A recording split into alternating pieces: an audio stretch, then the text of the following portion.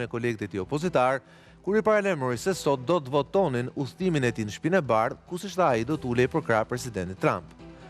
Pak më vonë asta u lan ballë nuk e kurseu fare dhimbjen e opozitës kur i paralajmëroi deputetët e saj se do ta votonin marrëveshjen me kokën poshtë dhe dorën lart.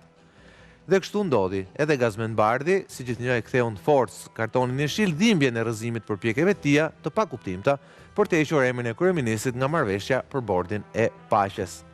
Paralajmërimi i Ramës se të hënën do të flisë edhe në Knesetin izraelit në Jeruzalem shtoi krip në plagën e hapur të opozitës dhe rrëzimin e tezës saj se antarësimi në bordin e paqes nuk ka asnjë merit personalit kryeministit, i cili në ëndrrën e saj të bukur duhet të ishte me tuta Nike dhe në burg.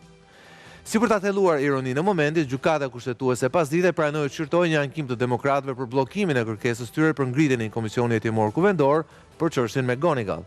Pra, për çështjen kryesore që opozita shpresonte që FBI-ja amerikane të arrestonte Edi Ramën. Por në fakt opozitës nuk e ka fajin as Donald Trump, as Ivanka apo Jared Kushner dhe as FBI dhe as gjykata kushtetuese.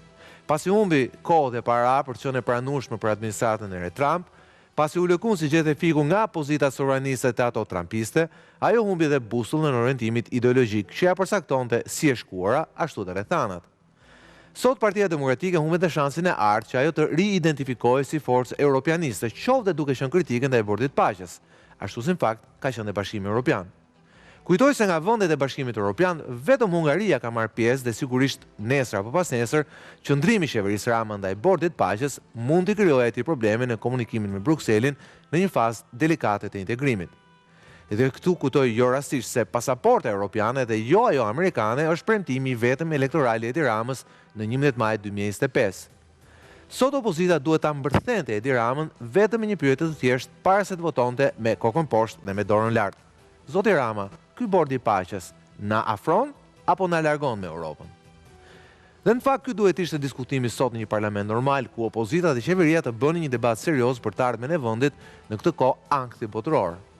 Bordi i paqes sigurisht kanë fokusin e mesme, por është edhe një sfidë e hapur amerikane në Kombeve të Bashkuara dhe jo më larg se sot, ato zyrtarizuan dalin nga Organizata Botërore e Shëndetësisë. Debati për Groenlandën, ende i pashuar dhe i pasqaruar, ka vënë në dyshim aleancën euroatlantike ku ne jemi kryesisht palë amerikanëve, por amerikanëve të djeshëm, jo këtyre të sotëm, të cilët jo rrallëherë kanë kërcënuar të ikin dhe nga bazat e tyre në Europë, përfshirë dhe Ballkanin.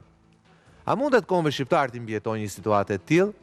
Sot Vjosa Osmani nuk fsheu krenarinë e qenit për krah Trump, por Kosova ka specifikat e veta. Ndërkohë që Shqipëria thuhet se është një hap larg integrimit.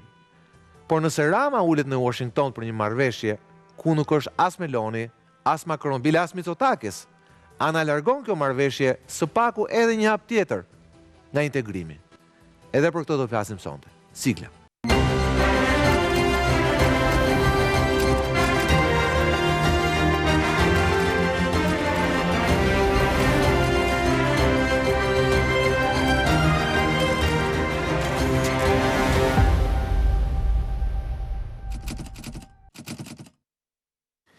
Mirëmbrëma dhe mirë se vini në restore. Me dorën lart dhe me sy mbyllur. Në fakt, kjo është e vërteta e votimit sot në parlament të një marrëveshje që sigurisht e vendos Shqipërinë për krah presidentit Trump, por hap një debat tjetër i cili për fat keq nuk u bë sot në kuvendin e Shqipërisë, debatin nëse kjo lloj marrëveshje na afron me Amerikën, por njëkohësisht na largon nga Europa.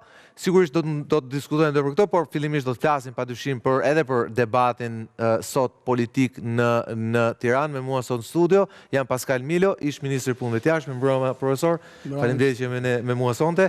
Fatmir Mediu, kryetari i Partisë Republikane, i akuzuar shpesh ndër të tjera se shpenzon më shumë kohë në korridoret e Kongresit se në Kuvendin e Shqipërisë. Mirëmbrëma zotë Mediu. Haki Abasi, ishte vënë kryeministër i Kosovës, sot kryetar pranë zotit Haradinaj. Mirëmbrëma Haki, kënaqësi të kem në program. Skënder Menxhozi, kolegu im ish diplomat, mirëmbrëma Skënder. Ndërkohë në lidhje nga Ajda kemi profesorin dhe mikun e programit Medlir Mema. Mirëmbrëma profesor, faleminderit që jeni me ne sonte. Faleminderit ju, mirëmbrëma. Besoj që do të flasim pak edhe për bordin e paqes, po fillimisht duhet konsumoja pak themi debat lokal politik. Zoti Mediu, unë ju pash ishte aktiv sot në debat, ndërkohë keni marrë një pozicion temi më ndryshe në këtë debat gjatë gjithë këtyre ditëve dhe javëve, megjithatë, pse duket sikur atë ngraskën e Edi Ramës sërish sot? Shko, e para një herë unë nuk bëj pjesë të këtij grup që kam qef të shikoj atë që është e sipërfaqshme. Prandaj e bëra diferencën, nuk e kam për ju personalisht. Me thelbin. Dhe ja thash edhe kryeministrit sot që çështjet e sigurisë nuk janë pronë private e kryeministrit. Trajtojnë në mënyrë shumë serioze.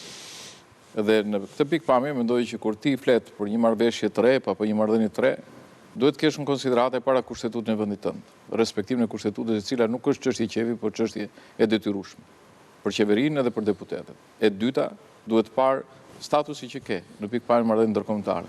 Ne jemi vendantar i NATO-s dhe nuk mund të tolerojmë asnjë marrëdhënie si vendantar i NATO-s e cila mund ta anashkalojë apo prish marrëdhëniet dhe raportet brendshme të NATO-s, sepse është i vetmi institucion kur Shqipëria bën pjesë dhe ka një peshë të madhe qoftë për shkak të asaj të drejtet vetos që ka. Përveç se elemente tjerë politike, ushtarak apo edhe të interesa të tjera gjeostrategjike. Mëtej pastaj ne si shqiptar kemi shprehur një qëndrim të përbashkët, që jemi në procesin e integrimit evropian si një proces primar, parësor, dhe do të thënë qëllimi i gjithë shqiptarëve është për të bërë pjesë e Bashkimit Evropian. Pra çdo lloj diskutimi që duhet bërë duhet ta ketë këtë analizë brenda. Ka kushtetutshmëri apo jo? Ka përputhshmëri me statusin që ne kemi si vendantar i NATO-s edhe me politikat tona të jashtme. Pastaj edhe kush janë obligimet e Shqipërisë në pikpamjen e marrëveshjeve të tilla. Po një pyetje e kam Vladimir, ju po tishit ju, se unë jam shumë dhe unë dua që për këtë të flasim sot më shumë. Po unë kam një dyshim që edhe po tishit ju në vendin e Edi Ramës do ta kishit firmosur me sy mbyllur këtë. Po unë nuk mend, shiko, e para një unë nuk jam dakord me atë. Pse? E para nuk detyroi njëri Shqipërinë për të bërë pjesë me vrap, apo jo? Nuk e detyroi njëri Shqipërinë apo Ramën që do thonë të mos diskutonte thellësisht apo edhe negocionte për sa i përket kësaj marrëveshje. Apo edhe të merrte këshillin e partnerëve kryesorë evropian për të parë se ku janë shqetësimet e tyre. Po ta shikosh në përgjigje që unë sot mora shkas edhe nga një deklaratë që ka bërë Ministria e Jashtme e Britanisë, e cila ngre shqetësimin e ftesës që është bërë presidenti Putin për të qenë pjesë e këtij bordi. Edhe sa kjo komplikon pastaj në raportet e sigurisë apo dhe precedent që mund të krijohen vendimarrje, të cilat mund të synojnë edhe zhvillimin politike në Europë dhe jashtë Europës, në mënyrë të veçantë Ukrainë, por mos harrojmë edhe në çështjet e hapura që janë në Ballkan. Dhe përgjigjja e Edi Ramës është që këto i kanë parë miq tanë që na kanë ftuar. Tash miqtë kanë parë interesin e tyre, politike të tjerë, dhe unë po të bëj analizën e asaj çka ka Trumpi, mund të jem 100% dakord dhe thash që do të ne pajtohemi me bordën e paqes. Por unë mendoj që politika shqiptare, e votuat edhe Kosovë. Do të thënë, ne votuam një akt për Shqipëria për të qenë pjesë, është detyrimi i qeverisë që të tregoj kjo pjesëmarrje, kush janë detyrimet, obligimet dhe raportet. Ju e kishit marrëveshjen kur votuat. S'kishte, po ja ta lexoj, prandaj ky është dhe problemi. Se bordin e marrëveshjen dhe bordin e kemi lexuar gjithë dhe ne. Po e mbaroj këtu dhe po të jap dy sqarime tjera. Pra them që kur flasim për një çështje të tillë, është e nevojshme që të kemi qëndrim të unifikuar, jo politik me votë parlamentare, por të shqyrtuar dhe diskutuar politikisht në institucion që quhet Këshilli i Sigurisë Kombëtare, që nuk ekziston më. Po thuajse edhe nga pikpamja formale nuk ekziston më. Ku presidenti i Republikës tërhet gjithë aktorët të institucioneve kryesore për çështje të tilla për të parë qëndrim, për të parë përputhshmërinë kushtetuese, statusin në vendin antar të NATO-s, politikat dhe perspektivat europiane. Edhe raport me OKB-n, ose dhe obligimet e tjera. Dhe me OKB-n, padyshim, dhe me OKB-n, se do thonë organizata të tilla janë shumë të rëndësishme për Shqipërinë, do janë organizata të cilat japin peshë vendeve të vogla, sepse krijojnë të gjitha të kuadrin ligjor të veprimeve të cilat ndikojnë ose jo në ecurinë tonë. Kjo është një anë, por unë po i them çështjes kushtetuese të parën. Do të ka dy shkelje të dy neneve të kushtetutës. Neni 121 i cili thotë që do të thonë kryeministri firmos marrëveshjen e pastaj ratifikon parlamenti. Gjë që e cila do të thonë nuk ka një marrëveshje bazë me cilën ka firmosur kryeministri. Është një ftesë që është bërë. Dhe sot u formua bordi. Kryeministri nuk është pjesë e bordit, apo jo? Dhe pyetja është si mund të jetë pjesë e bordit kur kushtetuta detyron që marrëveshjet të votohen në kuvend. Jo, nuk e detyron te kushtetuta. Marrëveshja vjen dhe ratifikohet në kuvend. Ajo marrëveshje nuk është negociuar akoma, është nënshkruar dhe ka shumë vende të cilat duan të bëjnë pjesë, por do negociojnë terma përkatës. Dhe pasi negociohet, atëherë nënshkruhet dhe bihet për të ratifikuar, sepse po ta marrësh në të kundërt, në qoftë se do të ratifikohet, atëherë nëse do ketë ndryshime do i kthesh prapë në parlament për të bërë ndryshimet e asaj marrëveshje, nuk ka sens. Pra, në gjithë logjikën, profesori e di shumë herë më mirë traktatet dhe marrëdhënies janë qoftë në kuadrat e Ministrisë së Jashtme për historisë sonë politike. Por ajo që dua të them, kjo është shkelja e parë e kushtetutës. Shkelja e dytë e kushtetutës thotë që do në kuvend ti mund të paraqesh me urgjencë, po jo më pak se sa një javë. Pse duhet jo më pak se sa një javë? Që deputetët të informohen për atë çka votojnë. Sot shumica e deputetëve që kanë rrahur duar dhe kanë duar trokitur, nuk e kanë lexuar as tekstin bazë të marrëveshjes. Jo më dokumentat që vinë nga presidenti apo nga institucionet tjera. Jo më të kenë bërë një analizë thelluar të thënë që ore prit se ne po votojmë me koshiencë se çfarë duhet. Pra rreshtohemi dhe bëhemi në një teatër që është kthyer, do të thonë, në një parlament i cili është kthyer në një teatër kukullash. 110 vota, Dhe unë thash dhe përsëris. 110 vota. Është çmendur mbreti dhe ne themi rroft mbreti. Po pse votuat, në fakt? Edhe njërë, absolutisht, ja po ta them si e votuam, edhe ta shpjegoj si e votuam. Rama 80 ka. Ja ta shpjegoj si e votuam. Votuam në parim dhe votuam nen për nen kundër asaj që do të thonë përpiqje e Edi Rama të përdor sot si manipulim të raportit personal. Fatmir, lutem, kjo nuk është e vërtetë. Ju votuat paraqita amendamente vetëm që tiqit emrin e Edi Ramës. Po këto ishin 3 nenet, mo. Ju votuat amendamente që ti Edi Ramës. Dhe kjo s'ka sens se në fund fare Edi Rama është kryeministri i Shqipërisë. Ore, është kryeministri i Shqipërisë. Edi Rama, nesër ka Fatmir Mediu, nuk ka si marrëveshje e cila thotë që do të nënshkruhet ndërmjet Republikës Shqipërisë dhe autoritet përfaqësuese, jo më ftesa nuk ka ardhur tillë, po ja them ku është ftesa që duhet ishte Edi Rama patjetër. Atë ta lexoj tekstin e ftesës. Më falë se po ja u lexoj, okay. Lexoje. Ja po ja u lexoj tani. Pika 2.2. Thuhet që përfaqësues në këtë bord paqes është kryetari i shtetit apo qeveria. Kryetari i shtetit apo qeveria. Pa është kryeministri i qeveria. Jo, kryetari i shtetit nuk është e para, është kryetari i shtetit. Përfaqëson shtetin kryetari i shtetit. Tani më fal, ju e dini që në Itali për shembull ata kanë ftuar Melonin dhe nuk kanë ftuar Mattarellën.